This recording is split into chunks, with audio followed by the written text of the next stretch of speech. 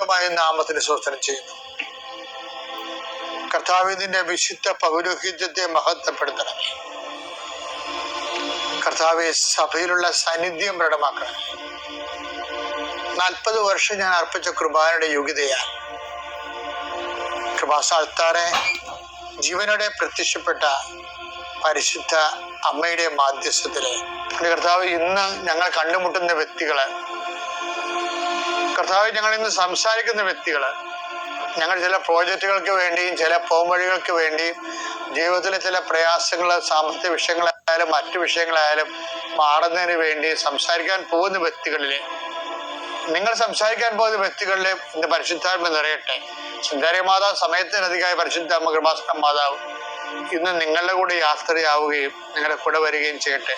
നിങ്ങൾക്ക് സംസാരിച്ച് ഒതുക്കാൻ പറ്റാത്ത വിഷയങ്ങൾ, നിങ്ങൾ സംസാരിച്ച ശരിയാകത്തില്ലെന്ന് തോന്നുന്ന സ്ഥലങ്ങളിലെ കർത്താവ് തന്നെ മറുപക്ഷത്ത് നിന്നുകൊണ്ട് നിങ്ങൾക്ക് അനുകൂലമായ ഒരു സാഹചര്യം ഉണ്ടാക്കിത്തരാൻ കർത്താവിന്റെ നാമത്തിൽ ഞാൻ നിങ്ങളെ ആശീർവദിക്കുന്നു. പിതാപുത്രനും പരിശുദ്ധാത്മാസുരസിൽ നീക്കാം.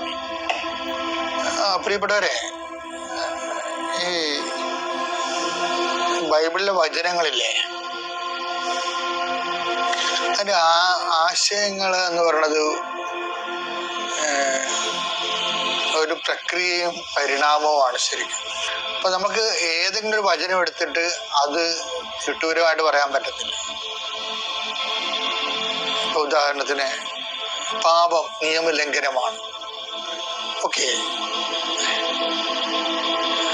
അപ്പൊ നമുക്ക് അത് ഒരു അടിത്തറയായിട്ട് എടുക്കാൻ പറ്റുക? അടിത്തറയല്ല, അത് അടിത്തറ, അതിനും താഴെ അടിത്തറയുണ്ട്. അതാണ് അതിന്റെ റൂട്ടായിട്ടുള്ള, അതായത് അടിസ്ഥാന ശിലകൾ എന്ന് പറയുന്നത്, വചനത്തിന്റെ അടിസ്ഥാന ശിലകള്. അത് ചിലപ്പോ ഒരു അപ്പോസ്തലന്മാര് ഒരു അപ്പോസ്തലൻ പറഞ്ഞത് അത് പൂരിപ്പിക്കപ്പെടുന്നത് വേറൊരു അപ്പോസ്തലന്റെ വചനങ്ങളിലൂടെ ആകും. അങ്ങനെ എല്ലാം അങ്ങനെയാണെന്ന് പറയുകയല്ല, നമ്മളിങ്ങനെ ഫലത്തിൽ അങ്ങനെ കണ്ടുവരുന്നുണ്ട്. ഉദാഹരണത്തിന്, ഇപ്പൊ പാപം നിയമലംഘനമാണ്. 1 യോഹന്നാൻ 3:4 പാപം ചെയ്യുന്നവൻ നിയമം ലംഘിക്കുന്നു. പാപം നിയമലംഘനമാണ്. അപ്പൊ പാപം നമുക്ക് ബേസിക് ആയിട്ട് ഇതിപ്പോ ഒത്തിരി മേഖലകളിൽ ഈ വിഷയം ടോക്കായിട്ടുണ്ട്. ആൾക്കാർ ബൈബിൾ പ്രഘോഷകര് ഈ വിഷയം കോട്ട് ചെയ്യും. പക്ഷെ വേറൊരു ചോദ്യം വരണതേ, എന്തുകൊണ്ടാണ് നിയമം ലംഘിക്കുന്നത്? ആരുടെ നിയമമാണ് ലംഘിക്കുന്നത്? ആരുടെ നിയമമാണ് ലംഘിക്കുന്നത്? ദൈവത്തിന്റെ നിയമങ്ങളാണ് ലംഘിക്കുന്നത്. എന്തുകൊണ്ടാണ് ദൈവത്തിന്റെ നിയമങ്ങൾ ലംഘിക്കുന്നത്? അതിനൊറ്റ കാരണമേ ഉള്ളൂ, ദൈവത്തെ അംഗീകരിക്കുന്നത് പോരായ്മയെ കരുതണമുണ്ടാണ്. റോമ 1:28.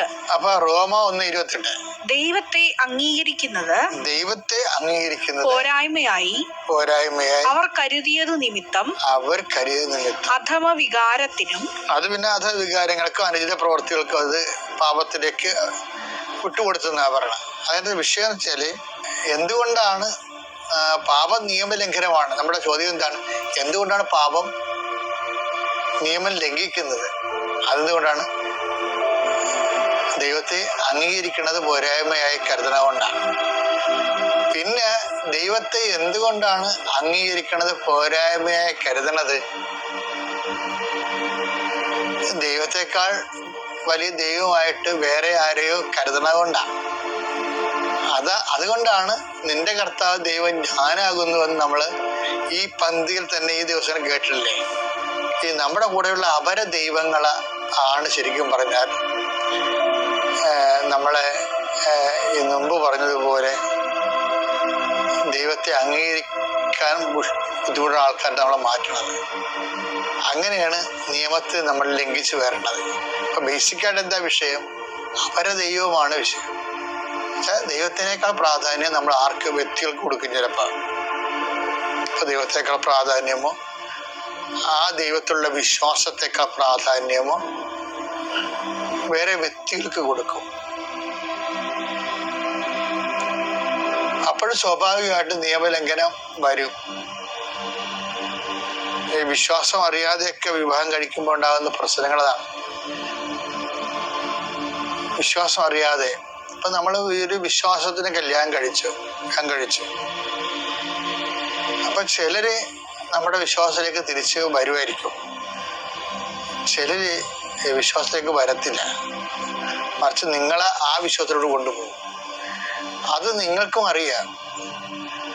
അപ്പൊ നിങ്ങളുടെ വിശ്വാസത്തെക്കുറിച്ച് നിങ്ങൾക്ക് ആഴമായ ബോധ്യങ്ങളില്ല എന്നതിൻ്റെ അർത്ഥം. ബോധ്യം അങ്ങനെയല്ല, ഇത് നിങ്ങൾക്ക് സൗകര്യപ്പെട്ട കൊണ്ട് വിശ്വാസത്തെ ദൈവത്തെ നിങ്ങൾ ഒഴിവാക്കണതാണ്. സെക്കൻഡായിട്ട് കാണുന്ന അവഗണിക്കുകയാണ് ശരിക്കും പറഞ്ഞാൽ, അംഗീകരിക്കാതിരിക്കുന്നതാണ്.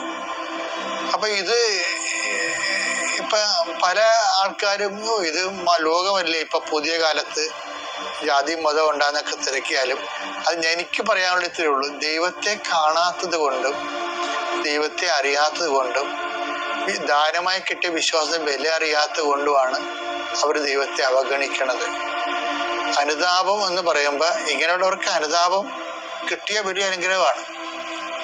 പക്ഷെ അനുതാപം കിട്ടുമ്പോൾ അനുതാപത്തിന് യോജിച്ച ഫലങ്ങൾ വേണം. അല്ല വെറുതെ എനിക്ക് അനുതാപം ഉണ്ടെന്നൊരു കാര്യമില്ല.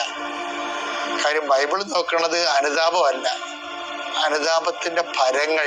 മത്തായി 3:8 മാനസാന്തരത്തിന് യോജിച്ച ഫലം പുറപ്പെടുവിക്കും. മാനസാന്തരത്തിന് ദുഃഖം പിടിച്ച് മനസ്സിൽ സങ്കടം പിടിച്ചെന്നൊരു കാര്യമില്ല, അതിന്റെ യോജിച്ച ഫലങ്ങളുണ്ട്. അതാണ് യോജിച്ച ഫലങ്ങൾ പുറപ്പെടുവിക്കണം. അനുതാപത്തോടെ ജീവിക്കണം, വിശ്വാസത്തെ കുഞ്ഞുങ്ങളെ വളർത്തണം, മേലുള്ള ജീവിതത്തിന് വിശുദ്ധി കീപ്പ് ചെയ്യണം. കുറേ കാര്യങ്ങളുണ്ട്. ഇതൊക്കെ പ്രാക്ടിക്കൽ അല്ല, ഭയങ്കര പാടായിരിക്കും എന്ന് നമുക്ക് തോന്നും. പക്ഷെ നിങ്ങളൊന്ന് ചിന്തിച്ചു നോക്കിയേ, അപ്പനോ അമ്മയോ വിശ്വാസത്തിൽ ലൂസായിട്ട് വീട്ടിൽ സംസാരിച്ചിട്ടുള്ളവരാണ് അവരുടെ മക്കളാണ് വിശ്വാസം നഷ്ടപ്പെടുത്തുന്നത്. പിന്നെ വേറെ ചില ആൾക്കാർ വിശ്വാസം, അതായത് കുഞ്ഞുങ്ങൾക്ക് താറോവായിട്ട് അവർക്ക് വിശ്വാസം ഭാരമായിട്ട് കുഞ്ഞുനാളിൽ തന്നെ പ്രാർത്ഥനകളുടെ എണ്ണവും തീഷ്ണതയും കൂട്ടുന്ന ആൾക്കാരുണ്ട്. അപ്പൊ ചില കുഞ്ഞുങ്ങൾക്ക് അതുമായിട്ട് യോജിക്കാൻ പറ്റാതിരുമ്പോൾ അവർ മനസ്സുകൊണ്ട് വിശ്വാസത്തെ എതിർക്കും. കാരണം വിശ്വാസം ജീവിക്കുക എന്ന് പറഞ്ഞാൽ ചാലഞ്ച് അല്ലേ, റിസ്ക് അല്ലേ. മിഠായി തിരണ പോലെ മദ്യം അടിക്കണ പോലെ ഒന്നും അല്ലല്ലോ. അതിനെ റിസ്ക് ഉണ്ട്, ജീവിത രീതികളുണ്ട്. അതിൽ നിന്ന് ചാടി പുറത്ത് വീഴാൻ എല്ലാവർക്കും തോന്നും. ക്ലാസ് ഇല്ലാത്തപ്പോൾ ചില ദിവസങ്ങൾ ഇന്റർവെല്ലിനെ ക്ലാസ് ഇല്ലെന്ന് പറയത്തില്ല, ഈ ടൈമിന് അടുത്ത പീരീഡ് ഇല്ലെന്ന് പറഞ്ഞുകൊണ്ട് പറയുമ്പോൾ പിള്ളേർ എന്ത് ആഹ്ലാദത്തോടെയാണ് ചാടിപ്പുറത്ത് വീഴുന്നത്. അപ്പൊ ക്ലാസ് ഇരിക്കുന്നതിനേക്കാളും നല്ലത് കളിച്ച് നടക്കുന്നതാണ്. അത് തന്നെയാണ് ഇവിടെ സംഭവിക്കുന്നത്. വിശ്വാസത്തിൽ ജീവിക്കുന്നതിന് അതിൻ്റെതായിട്ടുള്ള കുറച്ച് പേയ്മെന്റ്സുകളുണ്ട്. പക്ഷെ നമ്മൾ ഒരിക്കലത് കൊടുക്കാൻ തീരുമാനിച്ച് നമ്മൾ വിശ്വാസത്തിന് പേയ്മെന്റ് കൊടുക്കുന്നവരാണ്, അതനുസരിച്ച് ജീവിക്കുന്നവരാണെന്ന് സമൂഹത്തിനല്ല മനസ്സിലാകേണ്ടത്. എല്ലാവരും കുടുംബക്കാരെ ബോധിപ്പിക്കാൻ വേണ്ടിയാണ്. ചിലരൊക്കെ പള്ളിയിലൊക്കെ പോണതും കുമ്പസാരിക്കണൊക്കെ വേറെ എന്തിനാണ്? അപ്പനെയും അമ്മനെയും ബോധിപ്പിക്കാനും. അപ്പനമ്മയുടെ കാലം കഴിയുമ്പോൾ അവർ സ്വന്തം സ്വഭാവം കാണിക്കും. അപ്പൊ അതുകൊണ്ട് അതല്ല ശരിക്കും വിശ്വാസത്തില് ജീവിതം എളുപ്പമാകുന്ന ഒരു സൂപ്പുത്ര പണിയുണ്ട്. അത് കഴിഞ്ഞാല് വിശ്വാസ ജീവിതം എളുപ്പമാകാനുള്ള മാർഗം ഈ നാട്ടുകാരെയും വീട്ടുകാരെയും ബോധിപ്പിക്കുന്നതിനേക്കാൾ ഉപരി നമ്മൾ വിശ്വാസിയാണ് ജീവിക്കണമെന്ന് ദൈവത്തെ ബോധിപ്പിച്ചാൽ മതി. അപ്പൊ എന്നാ സംഭവിക്കുന്നത്? ദൈവസഹായം വരും നമുക്ക്. ദൈവസഹായം കിട്ടാൻ എല്ലാ കാര്യങ്ങൾക്കും ദൈവസഹായം കിട്ടണമെന്ന് ഇല്ലാതെ ജീവിക്കാൻ പറ്റിയിടുന്ന് കണ്ടുപിടിച്ചതും അത് നമ്മളോട് പറഞ്ഞു തന്ന ഈശോയാണ്.